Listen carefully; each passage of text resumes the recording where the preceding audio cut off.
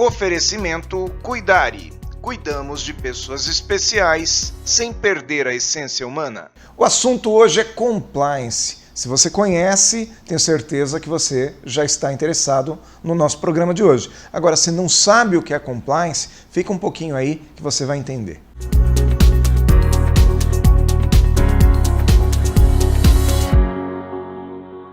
Café Corporativo aqui no nosso canal 25, hoje com meu amigo professor Arthur Freza. Obrigado por ter vindo aqui ao Café Corporativo, Arthur.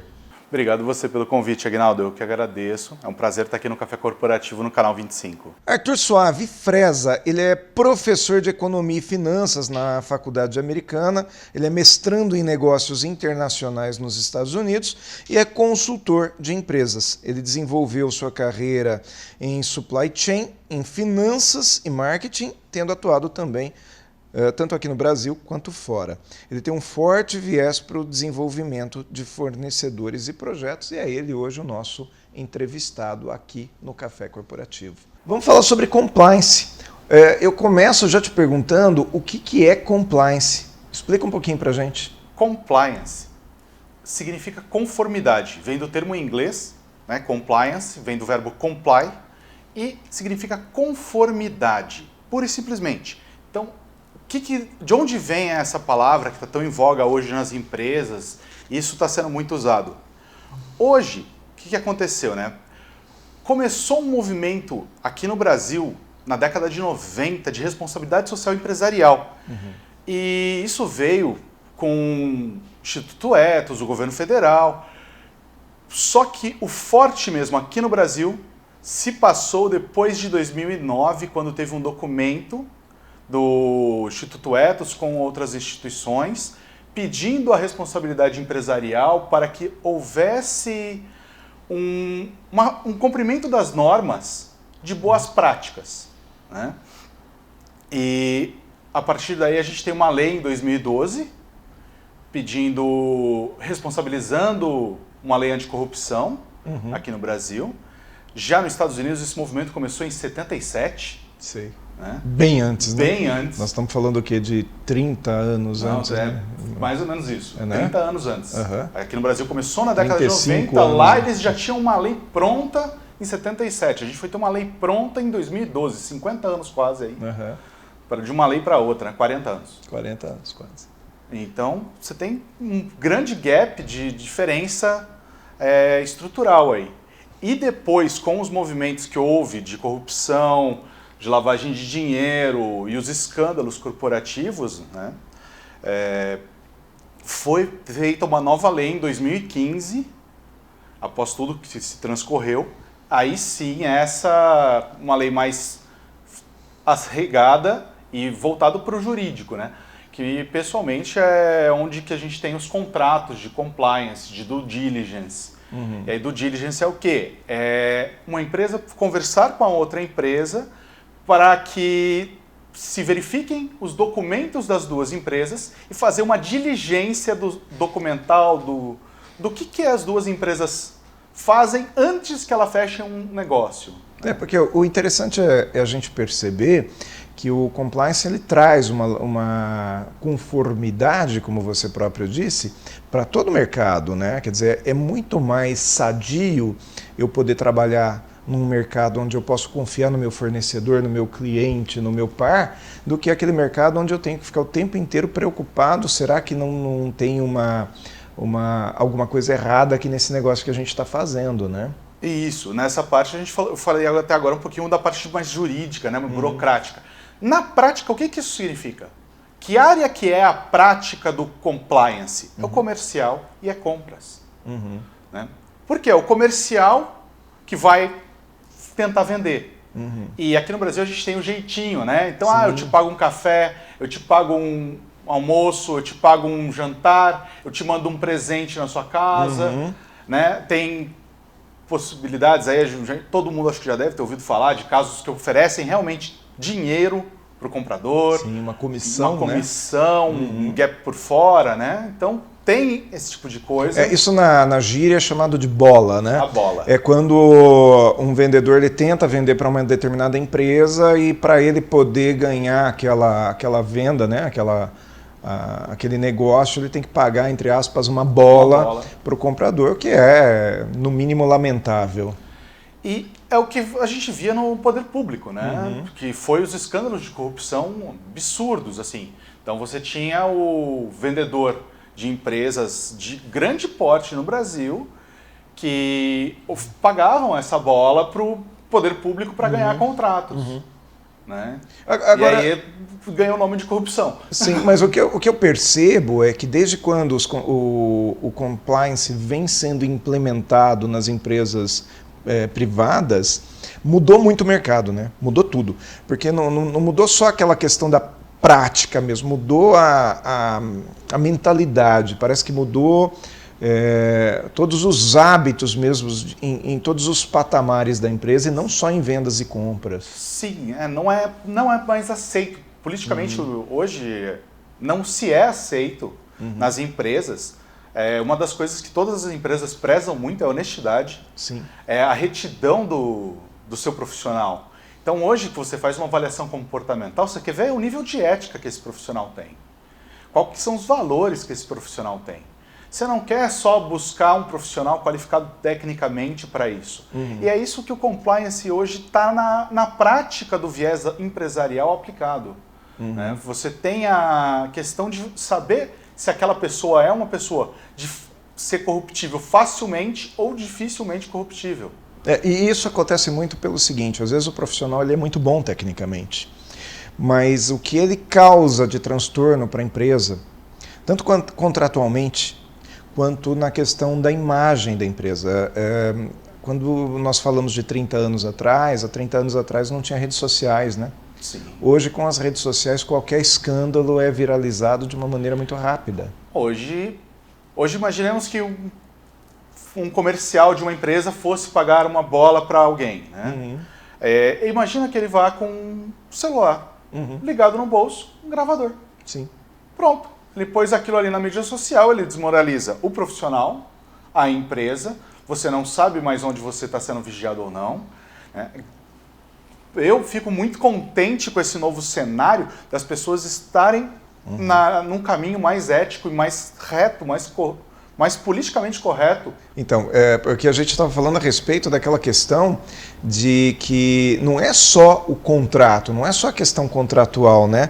E sim uma questão prática mesmo, porque quando você tem redes sociais, hoje, há 30 anos atrás não tinha redes sociais. Sim. Hoje com as redes sociais, qualquer coisa, qualquer inconformidade, qualquer coisa que lhe pareça desonesto, vai viralizar em 2 tempos, não é verdade? Hoje as mídias sociais viralizam todas as problemáticas, e a gente tem o problema da fake news. Né?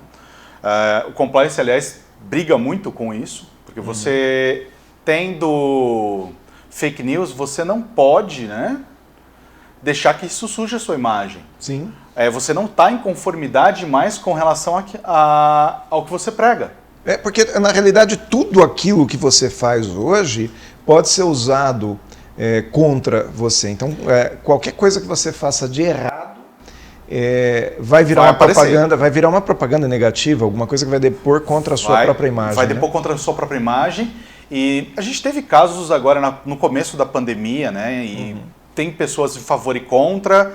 E independente dessa questão, quando você se manifesta publicamente ou a favor ou contra, você tem uma margem da sociedade, né? A gente está com uma sociedade basicamente dividida 50-50 aí, né? Cada um vai falar que não, tem 60, 70, mas basicamente pelo que percebe-se no geral é 50% para cada lado aí, acreditando nesse projeto, nessa questão toda de pandemia. E dentro disso, se você falar que você é a favor, os 50% que são contra vão te achar que você está sendo ruim, vão criticar você. E para a sua imagem empresarial isso é ruim. Para os seus negócios isso pode te afetar de alguma maneira. Quando no começo da pandemia a gente teve alguns casos, se alguém quiser procurar, fica à vontade no Facebook, no YouTube, tem alguns casos famosos. Teve o presidente de uma grande corporação que falou que era só uma gripezinha, que não era nada, que ele não iria demitir ninguém. E 2 meses depois ele demitiu acho que 600 funcionários. Em Quando isso aconteceu, o primeiro impacto que teve, né, que quando ele falou que era só uma gripezinha, que não era nada, isso em março do ano passado, ele teve um impacto negativo que ele teve que fazer uma retratativa no dia seguinte. No dia seguinte ele já fez uma retratativa, de tão forte que foi o impacto. Sim. E logo na sequência, ele veio com um outro problema, que foi a demissão de mais 600 funcionários, o que gerou mais impacto negativo.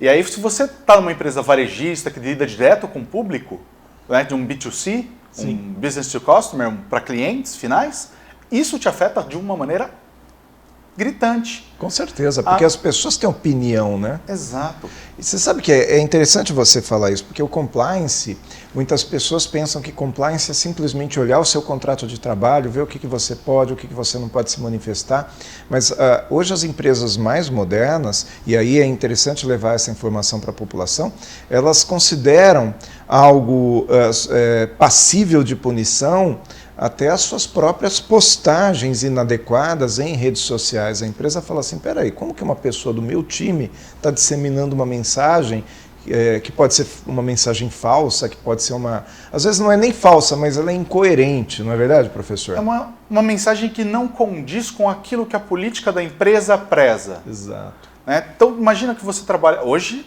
né, na sociedade antigamente, você pega, por exemplo, na década de 80, a gente tinha os trapalhões. Né? Se você pegar as piadas que os trapalhões faziam, hoje são politicamente incorretas e basicamente todas proibidas. Porque muitas delas são bem de cunho preconceituosas. racistas, de cunho né? preconceitual contra nordestinos, são de cunhos preconceituosos. Sim. E você tem uma geração hoje que cresceu vendo aquele tipo de reação e que hoje fala, não, isso não é aceitável. Ou seja, isso mostra um amadurecimento da coletividade e uma conformidade melhor de uma sociedade mais equitativa, né? Mais correta. Né? Mais correta. Muito bom. Nós vamos fazer um intervalinho agora, professor, e na volta a gente vai falar sobre o compliance mais direcionado mesmo para dentro das empresas, sobre as práticas que as pessoas têm que ter internamente, tá bom? Tranquilo? Tranquilo, muito obrigado. Até daqui a pouco no Café Corporativo.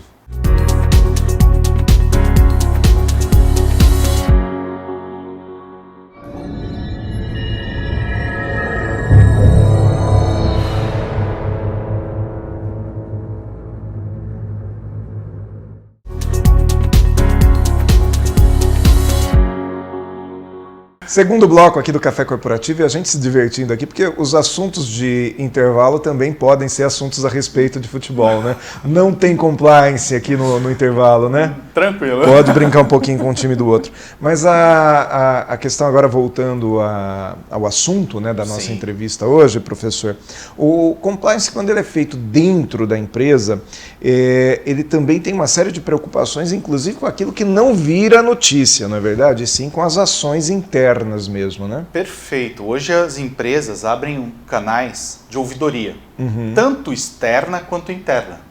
Ou seja, eu tenho uma ouvidoria interna. O meu colaborador pode denunciar alguma prática que ele vê incorreta dentro da empresa, Perfeitamente. Né? Essa é a questão. Você tem ali um instrumento, e aí preza-se para que seja idôneo, né? Que não revele nomes, que não revele a origem da denúncia, para que essa denúncia seja averiguada. Pede-se também, lógico, se você tiver alguma prova, alguma coisa, também colocar, né, nesse processo, porque isso aí pode se tornar caso de demissão por justa causa, pode se tornar outras coisas que hoje pendem tanto para um lado profissional quanto para um lado ético aí, né, visto que você tem uma empresa, um time pequeno de uma média empresa, uns 10, 20 profissionais, grandes empresas acima de 500 profissionais. Então você tem times grandes, você tem gestores hoje que gerem mais de 500 profissionais. Sim. E aí, imagina que você está ali gerindo 500 profissionais. Você tem um perfil de liderança mais brincalhão. Né? Você consegue brincar com o seu público para que ele se torne algo mais próximo de você. Só que aí você, porventura, fez uma brincadeira infeliz. De mau gosto, né? De mau gosto. Isso pode acontecer? Pode acontecer. Acontece, com certeza acontece, né? A gente sabe que há casos por aí, ouve-se coisas como isso. E você tem essa ouvidoria, E aí esse profissional que recebeu essa informação, que teve esse assédio, pode-se dizer, né? Porque pode-se considerar um assédio moral, um assédio psicológico, Sim. um assédio sexual. Você tem todas essas conformidades que são prezadas hoje. Mas eu acho importante a gente comentar duas coisas. Primeiro que antigamente, quando não tinha nada desse programa de compliance, as pessoas também elas tinham problemas e elas tinham dificuldade de denunciar. E essa denúncia muitas vezes ela entrava antes na Rádio Peão, né, naquele bate-papo de corredores, para só então, em último estágio, chegar até a empresa. Ou seja, quando chegava até a direção da empresa uma determinada denúncia, toda a empresa informalmente já estava sabendo. Né? Sim, a questão da Rádio Peão ainda hoje continua sendo muito forte. Ela é um meio de comunicação informal, eu não vou falar para ninguém, mas você é meu amigo, eu vou falar para você. Exato. Né? Você é meu amigo, eu vou falar para você. Vamos tomar um cafezinho, a gente saiu para almoçar. Você viu o que aconteceu com fulano, com ciclano? Mas é que o meu amigo fala para o amigo dele. Exato, né? E aí essa notícia vai se espalhando numa velocidade e distorcida. E cada vez ela ganha a proporção né? do telefone sem fio. Né? Que você fala, aquela brincadeira do telefone sem fio que todo mundo faz, quando a criança que fala alguma coisa e tem que chegar a mensagem final, e sempre chega diferente. Raras vezes chega igual. E aí, por que se tem essa distorção, né? Por isso que a empresa cria esse canal de ouvidoria. Você não precisa ter esse receio de falar para o seu chefe. Imagina, chegar e falar para o seu chefe direto que um outro profissional, colega seu, recebeu bola de uma outra empresa. Sim. Como que eu vou falar isso? Eu vou ser o X9? Né? As pessoas têm muito esse receio de serem o dedo duro, né? Mas é importante dizer também, e aí você me disse, procede, que a informação inadequada também é punível, é passível de punição no compliance. Por exemplo, levantar aquela mentira como se verdade fosse, em forma de denúncia, também é um problema no compliance. Com certeza. Você não pode levantar fake news. Né? É o problema que a gente está vivendo hoje nas redes sociais. As empresas vivem isso dentro da própria empresa. Então você tem ali um profissional que pode falar, nossa, você viu que a empresa está quebrando? Imagina se soltar isso na Rádio Peão. Né? Porque a gente estava falando agora. Que isso causa, né? O transtorno que isso causa, você tem bons profissionais que vão começar a mandar currículos. Você tem investidores que podem ficar inseguros, né? Você tem toda a margem dos stakeholders da empresa, que se chega uma notícia dessa, peraí, o comercial daquela empresa falou que a empresa está ruim, que não está vendendo. Poxa, eu não vou entrar naquele negócio. Eu não vou comprar desse fornecedor porque ele está quebrando. Né? E se ele não me entrega? Então, toda essa questão é muito forte hoje no mercado. Se saem em mídias sociais e coisas do gênero, por mais que seja uma inverdade, você tem todo um trâmite. Vamos falar aqui do caso recente da Ford, por exemplo. A Ford vai sair do Brasil. Não foi a Ford que saiu do Brasil. Essa decisão estava tomada estrategicamente há 3 anos. Né? E aí você tem, não, foi por causa da pandemia. Ela deve ter canalizado essa tomada de decisão. Mas mesmo assim não significa que a empresa saiu por inteiro do país. Sim. Ela mantém a unidade de picapes, a unidade de carros de luxo, a unidade de Mustang, caminhões. Então, e ela não saiu do Brasil, ela fechou as unidades de carros de passeio, na qual o mercado está muito acirrado aqui no nosso mercado brasileiro. E de fato está. E é interessante que o compliance, então, ele vem para coibir esse tipo de informação equivocada, não só para proibir as práticas de contrato, as práticas inadequadas de contrato, mas também para dar um pouquinho de noção ética do que um profissional deve ser, de como ele deve agir no dia a dia com o outro. Na prática, o compliance deve ser aplicado a você mesmo, né? Na sua observação.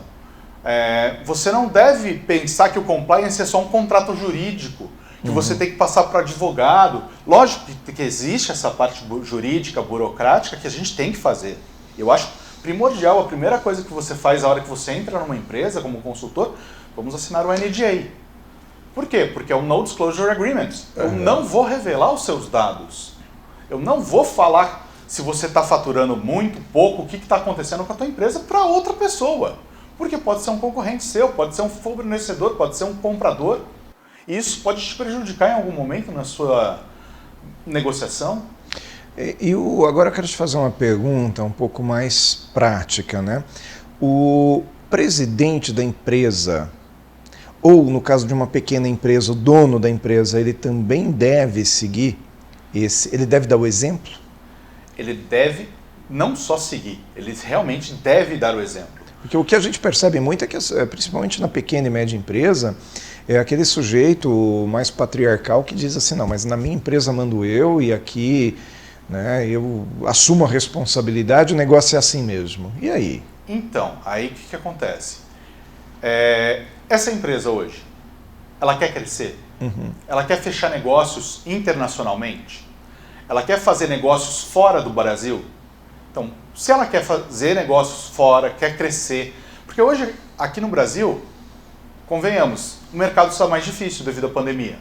Eu conheço várias empresas que, ao invés de simplesmente olharem para dentro, não, peraí, vou faturar em dólar. O dólar é R$5 e o meu produto aqui, valendo $5, eu estou ganhando R$25. Aqui eu estou vendendo ele a 15.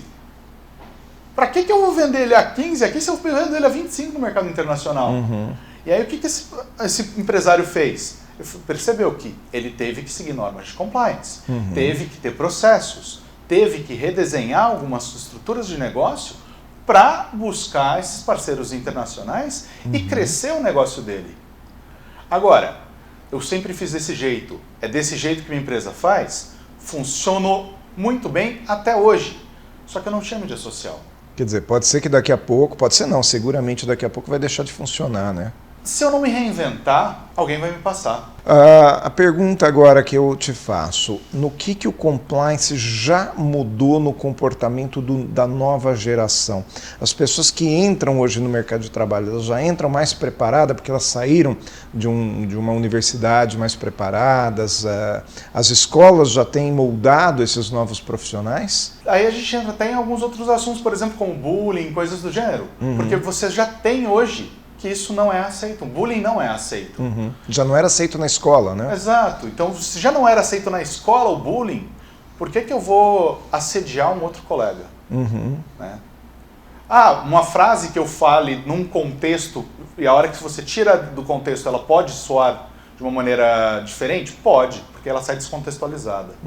Mas por isso que se a gente preza sempre para que você está dentro de uma ouvidoria, dentro de um processo desse, você tem que pegar o contexto inteiro. Professor Arthur Freza, a gente vai encerrando agora aqui o nosso Café Corporativo, mas antes de encerrar, a gente vai fazer um intervalinho, porque na volta nós vamos ter o Mais Cafeína, vou te convidar a participar comigo, tá bom? Até daqui a pouco.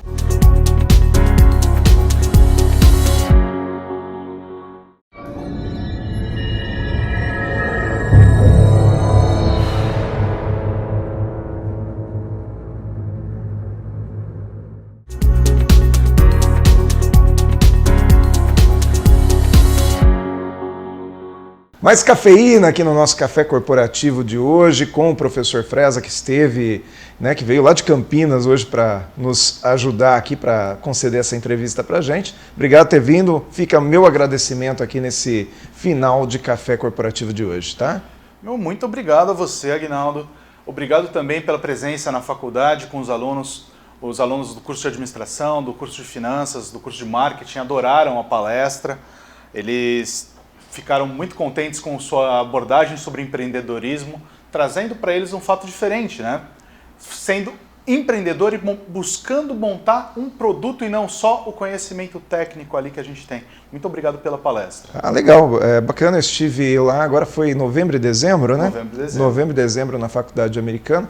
E o que a gente procura passar para as faculdades é que não adianta só o aluno ter um conhecimento técnico, mas é importante também que ele saiba transformar aquele conhecimento em produto, entrar no mercado de trabalho, empreender, não é verdade? Sim. Falando em empreendedorismo, eu vou entregar para você aqui um presente que eu costumo trazer para os nossos entrevistados, que é o Manual Completo de Empreendedorismo, que é um livro que eu participei também do desenvolvimento dele, tem um capítulo meu aí, espero que Muito seja obrigado. útil. Temos a dedicatória aqui? Ainda não, mas daí depois no final a gente faz aqui, tá? Muito obrigado, Aguinaldo. E para você que está em casa, continue acompanhando o Café Corporativo também nas redes sociais, YouTube, Facebook e Instagram. No YouTube em especial, todas as nossas mais de 170, acho que já perto de 180 entrevistas ao longo desses 3 anos e pouquinho que nós estamos aqui no canal 25, todo esse conteúdo está também na internet. Afinal, Café Corporativo é uma universidade em sua tela. E até a próxima semana com mais um conteúdo aqui nesse mundo corporativo.